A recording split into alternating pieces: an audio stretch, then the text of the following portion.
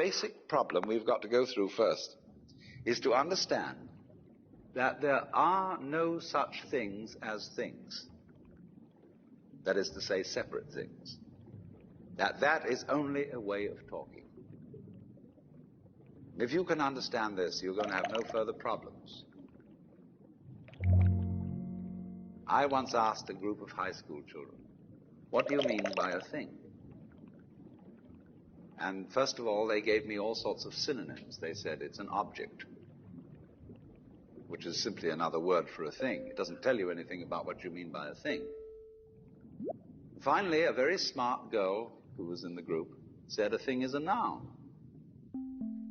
And she was quite right. A noun isn't a part of nature, it's a part of speech. There are no nouns in the physical world. There are no separate things in the physical world either. See, the physical world is wiggly. The clouds, mountains, trees, people are all wiggly. And only when human beings get working at things, they build buildings in straight lines and try and make out that the world isn't really wiggly. But here are we sitting in this room all built on straight lines, but each one of us is as wiggly as all get out.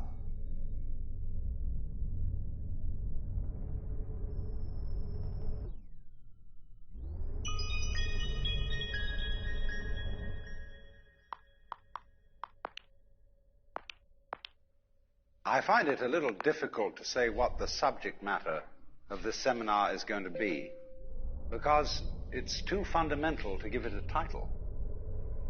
I'm going to talk about what there is. Now, the first thing, though, that we have to do is to get our perspectives with some background about the basic ideas which influence our everyday common sense, our fundamental notions about what life is about. Ideas of the world which are built into the very nature of the language we use, and of our ideas of logic and of what makes sense altogether.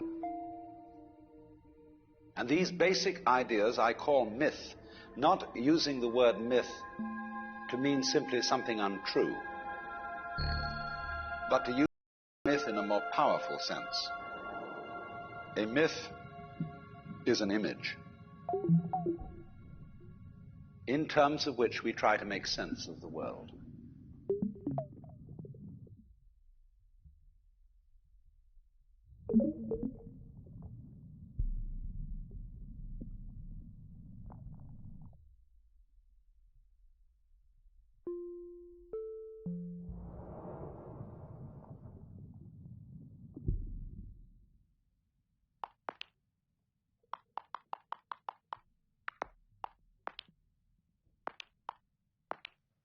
You, as a human being, you grow out of this physical universe in just exactly the same way that an apple grows off an apple tree. So let's say the tree which grows apples is a tree with apples, using apples. And a world in which human beings arrive is a world that peoples. And so the existence of people is symptomatic of the kind of universe we live in. Just as hair on a head is symptomatic of what's going on in the organism. But we have been brought up not to feel that we belong in the world. So our popular speech reflects it. We say, I came into this world. You didn't. You came out of it. We say, face facts. We talk about encounters with reality, as if it was a head-on meeting of completely alien agencies, and the average person has the sensation that he is a somewhat that exists inside a bag of skin, the center of consciousness, which looks out at this thing, and what the hell's it going to do to me? I recognize you. You kind of look like me, and I've seen myself in a mirror, and you look like you might be people. So maybe you're intelligent, maybe you can love too. And perhaps you're all right. Some of you are anyway. You've got the right color of skin, or you have the right religion, and they may not really be people. When you want to destroy someone, you always define them as unpeople.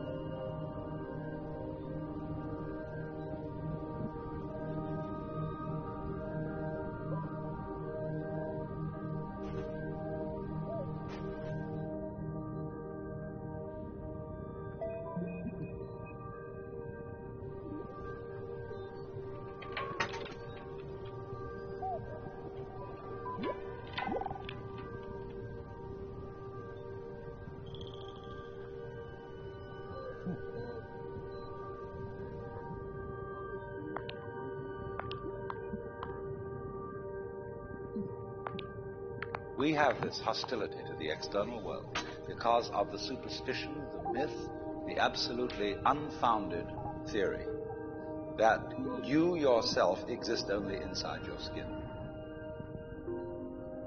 Now, I want to propose another idea altogether. Millions of years ago, you were a big bang. Now, you're a complicated human being. But so we define ourselves as being only that. If you think that you are only inside your skin, you define yourself as one very complicated little curlicue, way out on the edge of that explosion, way out in space and way out in time. And then we cut ourselves off and don't feel that we're still the Big Bang. But you are. Depends how you define yourself. You are actually, if this is the way things started, if there was a Big Bang in the beginning, you're not something that is a result of the Big Bang. You're not something that is a sort of puppet on the end of the process. You are still the process. You are the Big Bang, the original force of the universe, coming on as whoever you are. See, when I meet you, I see not just what you define yourself as, Mr. So-and-so, Miss So-and-so, Mrs. So-and-so. I see every one of you as the primordial energy of the universe coming on at me in this particular way. I know I'm that too. But we've learned to define ourselves as separate from it.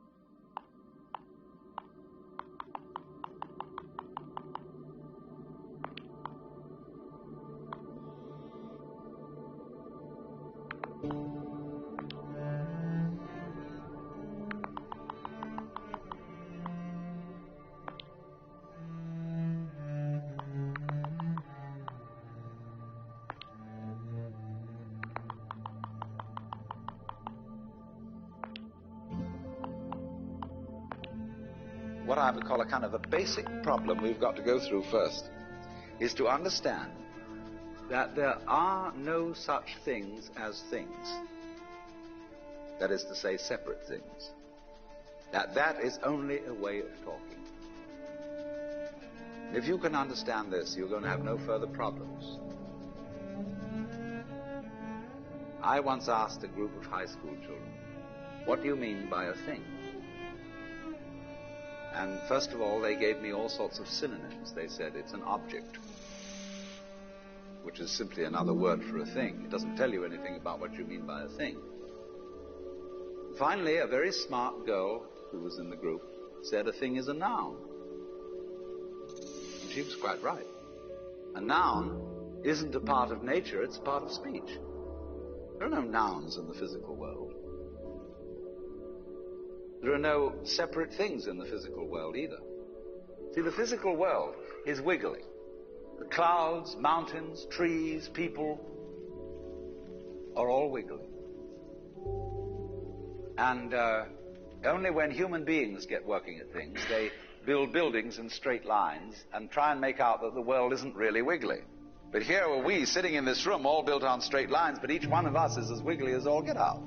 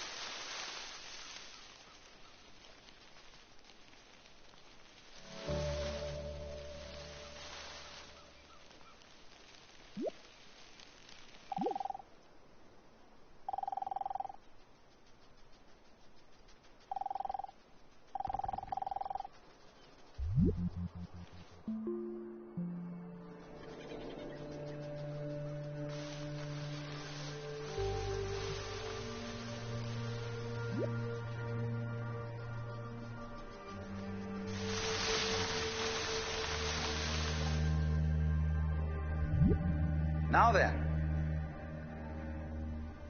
when you want to get control of something that wiggles, it's pretty difficult, isn't it? You try and pick up a fish in your hands, and the fish is wiggly and it slips out. What do you do to get hold of the fish? You use a net.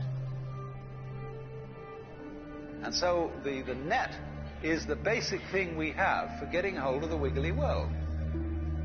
A net is something regular. And I can number the holes in a net.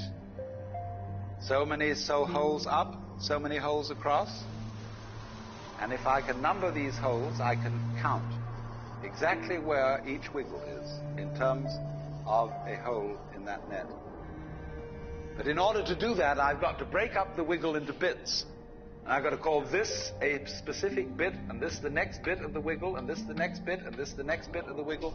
And so these bits are things which I mark out in order to talk about the wiggle, in order to measure it, and therefore in order to control it. But in nature, in fact, in the physical world, the wiggle isn't bitted.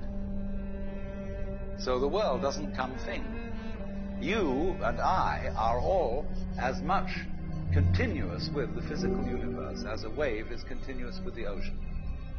The ocean waves, and the universe peoples. And as the wave, I wave at you and say, you. The world is waving at me with you. And saying, hi, I'm here. But the way we feel and sense our existence, being based on a myth that we are made, that we are parts, that we are things, our consciousness has been influenced so that each one of us does not feel that. We feel, we have been hypnotized, literally hypnotized, by social convention into feeling and sensing that we exist only inside our skins. That we are not the original bang, but just something out on the end of it. And therefore we are scared stiff. Because my wave is going to disappear. And I'm going to die. And that would be awful.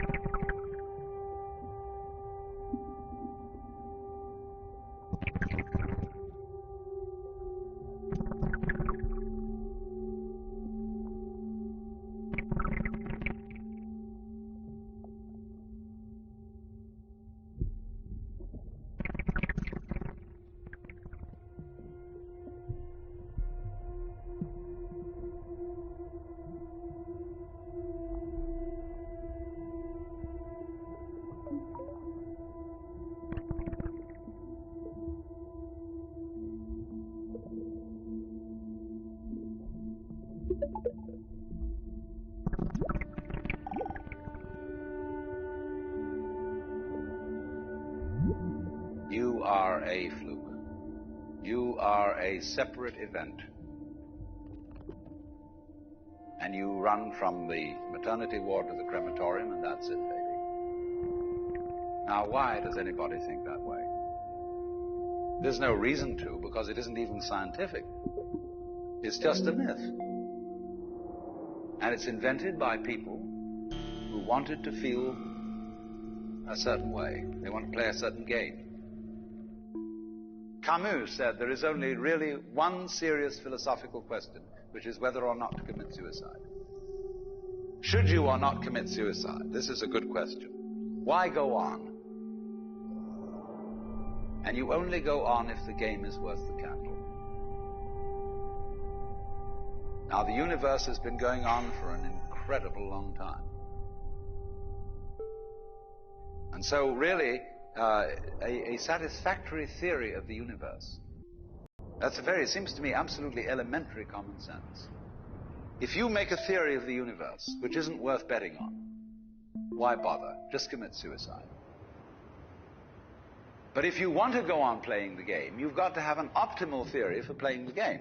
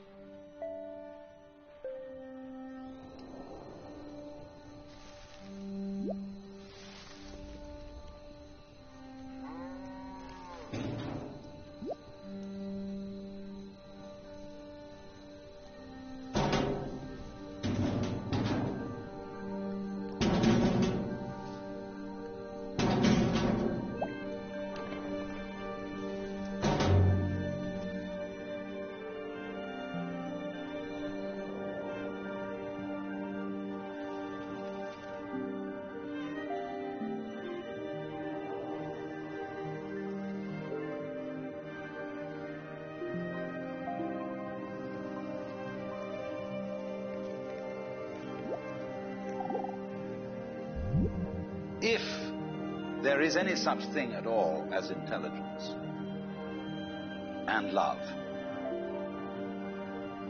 and beauty, well, you found it in other people. In other words, it exists in us as human beings. And as I said, if it is there in us, it is symptomatic of the scheme of things. We are as symptomatic of the scheme of things as the apples are symptomatic of the apple tree or the rose of the rose bush.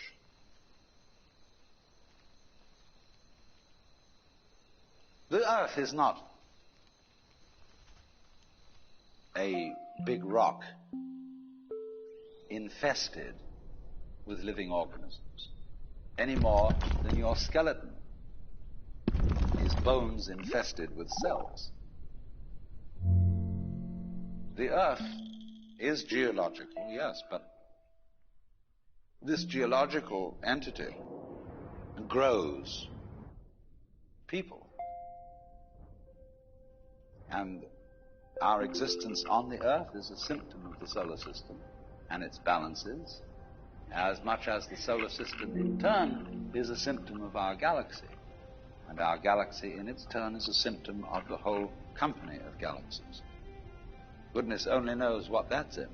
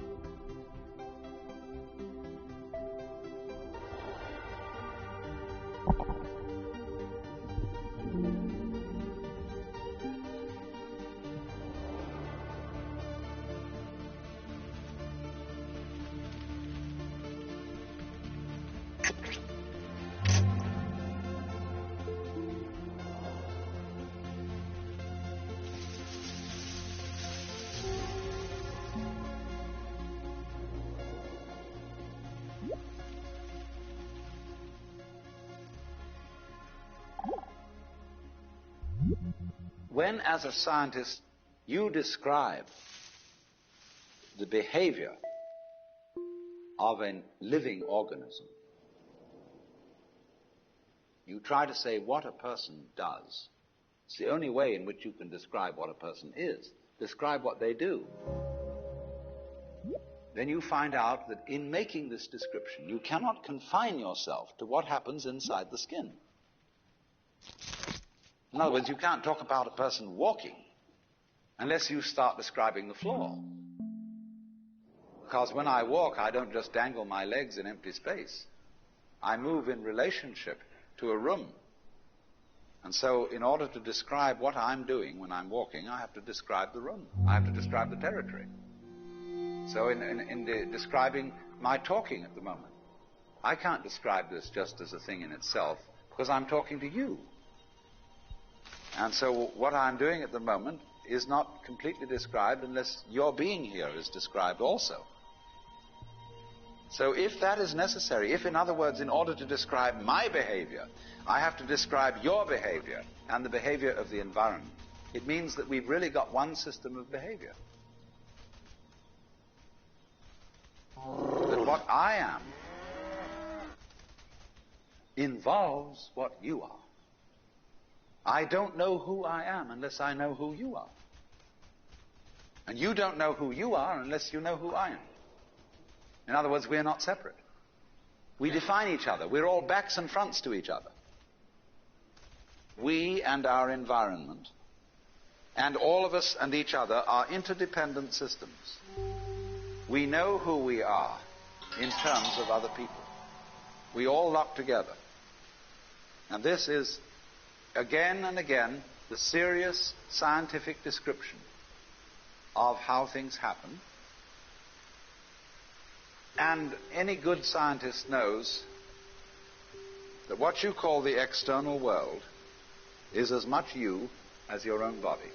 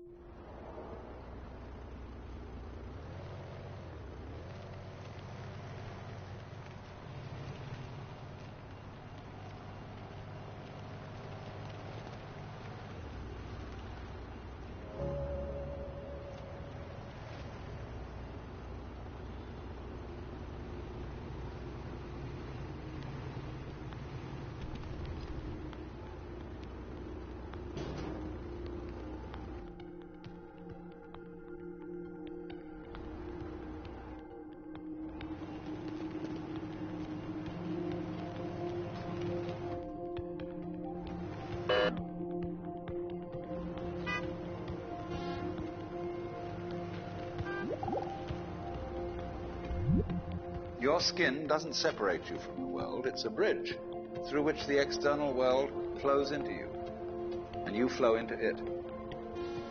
Just, for example, as a whirlpool in water, you could say because you have a skin, you have a definite shape, you have a definite form. The whirlpool is a definite form, but no water stays put in it. The whirlpool is something the stream is doing. And exactly the same way, the whole universe is doing each one of us. And I see you today, and I recognize you tomorrow, just as I would recognize a whirlpool in a stream. I'd say, oh yes, I've seen that whirlpool before. It's just near so-and-so's house on the edge of the river, and it's always there. So in the same way, when I meet you tomorrow, I recognize you. You're the same whirlpool you were yesterday. But you're moving. The whole world is moving through you. All the cosmic rays, all the food you're eating, the stream of steaks and milk and eggs and everything is just flowing right through you. When you're wiggling the same way, the world is wiggling, the stream is wiggling you. But the problem is, you see, we haven't been taught to feel that way. The myths underlying our culture and underlying our common sense have not taught us to feel identical with the universe, but only parts of it, only in it, only confronting it, aliens. And we are, I think, quite urgently in need of coming to feel that we are the eternal universe, each one of us. Otherwise, we're going to go out of our heads. We're going to commit suicide, collectively, courtesy of H-bombs. And, all right, supposing we do, well, that will be that, and it'll be life making experiments on other galaxies. Maybe they'll find a better game.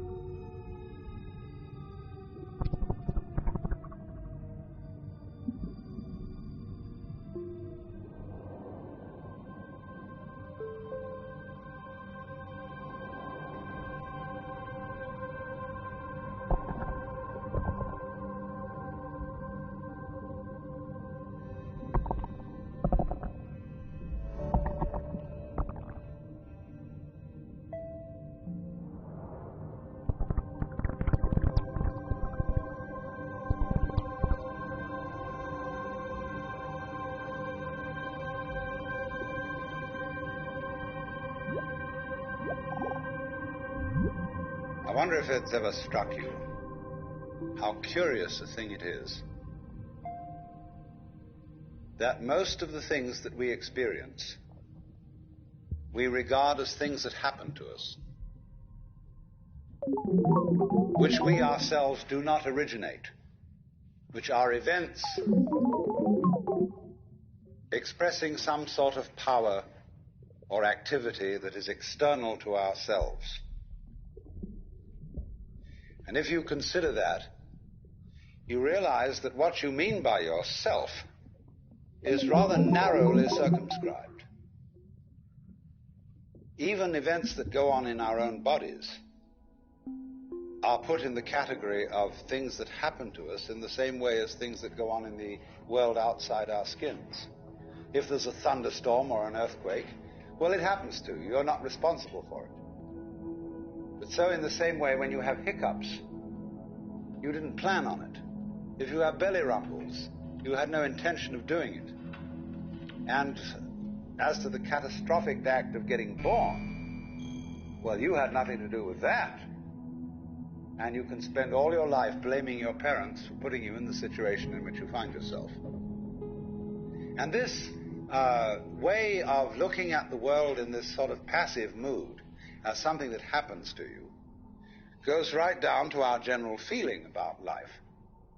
It goes down to the way in which we have been accustomed to look at human existence as a precarious event in a cosmos that, on the whole, is depicted as being completely unsympathetic and alien to our existence.